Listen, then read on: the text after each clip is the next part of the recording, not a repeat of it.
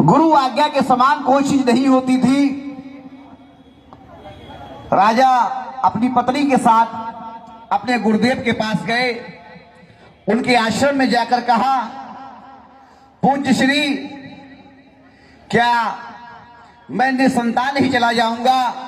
ये राज्य कौन देखेगा? इन अजय राज का मैं चक्रवर्ती सम्राट हूं, कैसे इन सारी चीजों का संपादन होगा? राजा ने कहा,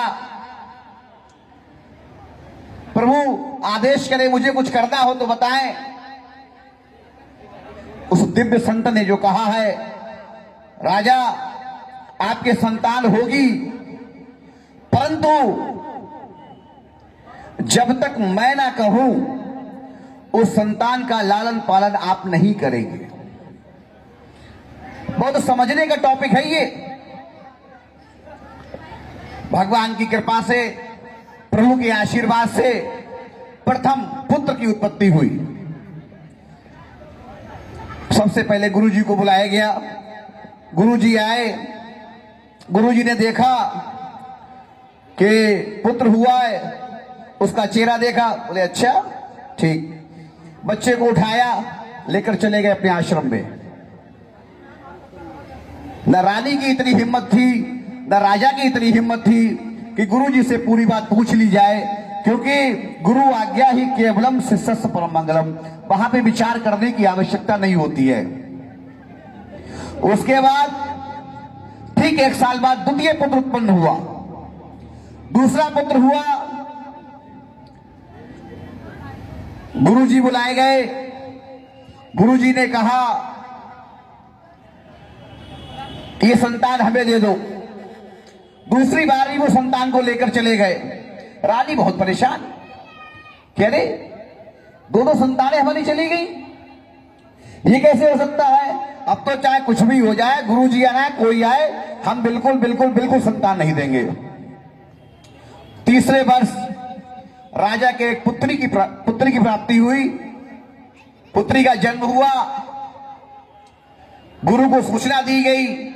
गुरुदेव आए, बेटी को देखा और लेके अपने आश्रम चले गए। अब तो रानी बहुत परेशान। 3 संतानें होने के बावजूद वात्सल्य सुख से वंचित, कितनी बड़ी बात है। कितना बड़ा हमारा दुर्भाग्य है कि 3 संतानों को मैंने जन्म दिया, उसके बावजूद मैं वात्सल्य सुख से वंचित। चतुर्थ वर्ष में रानी गर्भवती हुई। प्रभु की कृपा से फिर एक पुत्र उत्पन्न हुआ। गुरुजी को सूचना गई। गुरुजी आए और उस बच्चे का चेहरा देखा। अब माता कैसे मान सकती है जिसके 3 पुत्र चले जाएं? चौथा पुत्र गुरुजी जैसे ही गुरुजी ने उठाया, रानी गुरुदेव के चरणों में गिर पड़ी। गुरुदेव, हमारे इस बच्चे को मत ले जाओ। राजा ने कहा, रानी गुरु आज्ञा है, आगे आगे मत चलो। राजा और रानी का संवाद गुरुदेव ने सुना। सुनने के उपरांत राजगुरु ने कहा, राजा अपनी रानी के साथ प्रातःकालीन हमारे महल, हमारे आश्रम पे रहना। इस बच्चे को मुझे ले जाने दो। और जैसे ही प्रातःकाल हुआ, अच्छा तो अंदर राजा साहब अंदर आइए। रानी के साथ ब्रह्म मुहूर्त में जी गुरुदेव के आश्रम पर गए। हाँ, गेट से अंदर। पौराणिक क्रियाओं के अनुसार और पौराणिक मान्यताओं के अनुसार पहले आश्रम नदी के किनारे हुआ करते थे, ऐसी मान्यता है। और ऐसा ही मैंने वेद पुराण शास्त्रों उपनिषदों में पढ़ा है। ठीक उसके बाद जब वो आश्रम पर पहुंचे हैं, गुरुदेव के चरणों में दंडवत किया। गुरुदेव उन्हें लेकर नदी के किनारे गए। थोड़ी सी जमीन खोदी, उसमें एक घड़ा निकला। उसमें उनका प्रथम पुत्र था। उससे पूछा, क्यों भाई, तुमने इनके यहां जन्म क्यों लिया? तुमने इनके यहां जन्म क्यों लिया? तो वो पुत्र क्या कहता है, राजन तुम मुझे यहां ले आए हो, लेकिन एक बात समझ लो, 1,64,000 रुपए इस राजा के ऊपर हमारे पिछले जन्म के बकाया हैं, वो मुझे इससे पूरे कर दे हैं। गुरु ने कहा घड़ा बंद कर दो, इसे जमीन में दबा दो। दूसरा खोदा गया, दूसरी घड़ा खोदा गया, इसमें दूसरा पुत्र था। उससे पूछा गया क्यों भाई तुमने इनके यहां जन्म क्यों लिया? दूसरा बालक कहता है जन्म क्या लिया, पिछली बार हम तो इनके यहां नौकरी करते थे और उस नौकरी में ही इन्होंने हमारी जो पारिश्रमिक होता है, जो हमारा वेतन होता है, 7 महीने का नहीं दिया। तो राजा ने, गुरुजी ने पूछा राजा से कि कितना होता होगा वेतन, तो उससे बताया लगभग 8,000 रुपए महीने के हिसाब से, जो भी बना हो। हेलो, तो कुल मिला के 70-80 हजार रुपए रहे होंगे। हाँ अंदर तो बोले मैं तो अपने 70,000 रुपए पूरे करने आया हूं। गुरुजी ने कहा इसे भी ढाक दो। चल रहा है, वहीं पे आइए। अब तीसरी जगह तीसरा घड़ा खोला गया, उसमें एक पुत्री थी। उस पुत्री से पूछा गया क्यों भाई तुम किस लिए इनके यहाँ आई हो? पुत्री ने कहा, कि सत्यनारायण की कथा की टोल में सुना रहा हूं। पुत्री ने कहा ब्रह्म ऋषि मैं इनके यहाँ इसलिए आई हूं क्योंकि पिछले जन्म में मैं इनकी बहू थी, ये मुझे मारा पीटा करते थे, हमारे पति से हमें पिटवाते थे, हमारे बेटों का सुख हमें नहीं देते थे, उसका बदला लेने के लिए मैं आई हूं। ब्रह्म ऋषि ने कहा इसे झाँक दो। चौथा पुत्र हुआ, चौथा घड़ा खोला गया, उसमें पूछा गया कि भाई तुम क्यों आए? चौथे वाले ने कहा राजन मैं तो इनका कर्जदार हूं, 55 लाख रुपया मुझे इनका देना है। गुरु ने कहा इसी पुत्र को अपने घर पे ले जाओ, यही तुम्हारा राज्यवर्धन करेगा, यही तुम्हारी सेवा करेगा और यही तुम्हारे कुल को, समाज को, घर को आगे बढ़ाएगा। कहने का यहां पर तात्पर्य यह है कि जब अनंत जन्मों के पुण्य उदय होते हैं, अनंत भाव उदय होते हैं, अनंत संस्कार उदय होते हैं, तब ऐसे संस्कारवान व्यक्ति की निकटता बढ़ती है। ये सत्य है, सत्य है, सत्य है। वेद में एक लाइन आती है साधुनाम दर्शन महापातक नाशनम। 3 तरह के महापातक बताए गए हैं, ब्रह्म हत्या, गौ हत्या, भ्रूण हत्या। परंतु इसकी काट भी दी गई है साधुनाम दर्शन महापातक नाशनम। ऐसे 3 तरह के पाप संत पुरुष के सत्संग से, संतों के दर्शन से, संतों के सानिध्य से, संतों के आशीर्वाद से प्राप्त होते हैं। मैं आचार्य श्री के चरणों में नमन करता हूं। आइए प्रभु शिवा जी, पूज्य आचार्य श्री को लेके आइए।